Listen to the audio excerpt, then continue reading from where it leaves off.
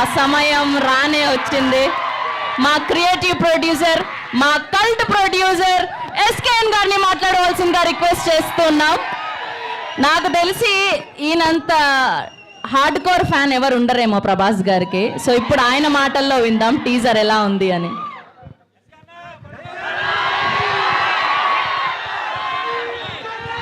మా sister కృతికి happy birthday చెప్పండి అందరూ.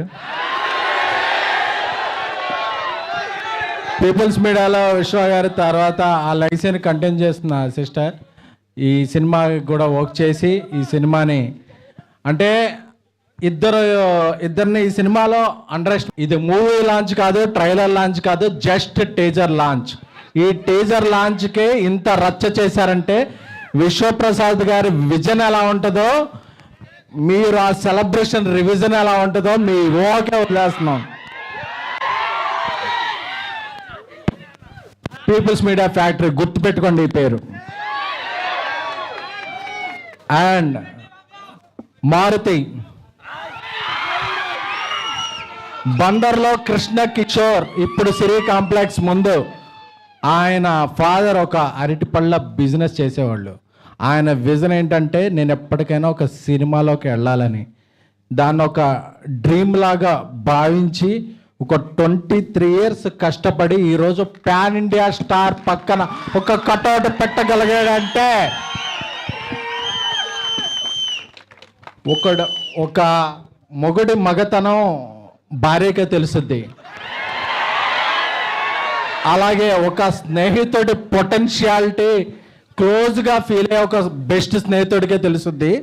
20 ఏళ్ళుగా మారుతితో నేను ట్రావెల్ చేస్తున్నాను. మీరు రాసి పెట్టుకోండి, ఈరోజు జూన్ 16 11:30 చెప్తున్నా, ఈ ఫిల్మ్ ఎవరైతే అండర్ ఎస్టిమేట్ చేశారో, ఎవరైతే అండర్ రేట్ చేశారో అన్ని రికార్డులు మీరు 12 ఏళ్ళుగా మిస్ అయిన రెబల్ గాడ్ ప్రభాస్ గారిని ముందుకు తీసుకొస్తున్నారు. నాకు తెలుసు ఈ సినిమా స్టార్ట్ అయినప్పుడు ఇండస్ట్రీలో ఒక ప్రొడ్యూసర్ దీని మీద ఒక నెగిటివ్ క్యాంపెయిన్ చేశాడు. రేపు ఆ నెగిటివ్ క్యాంపెయిన్ చేసిన ప్రొడ్యూసర్ పాజిటివ్ ట్రెండ్ చేస్తాడు.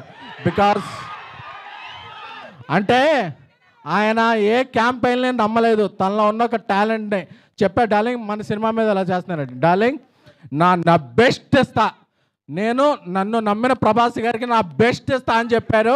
అదే జస్ట్ టేజర్. ఈ టేజర్ తర్వాత ఇంకా సింగిల్స్ ఉన్నాయి, దాని తర్వాత ట్రైలర్ ఉంది, దాని తర్వాత సినిమా ఉంది. December 5న ఇండియా పాన్ ఇండియా షేక్ అవుద్ది. థ్యాంక్ యూ దా రాజా సాబ్. నమ్మిన ఫ్యాన్స్కి లవ్ యూ ఆల్. సో ఇంకా ఇంకా ఇంకా ఇంకా డోస్ చాలా ఉంది, చాలా దాచారు లోపల.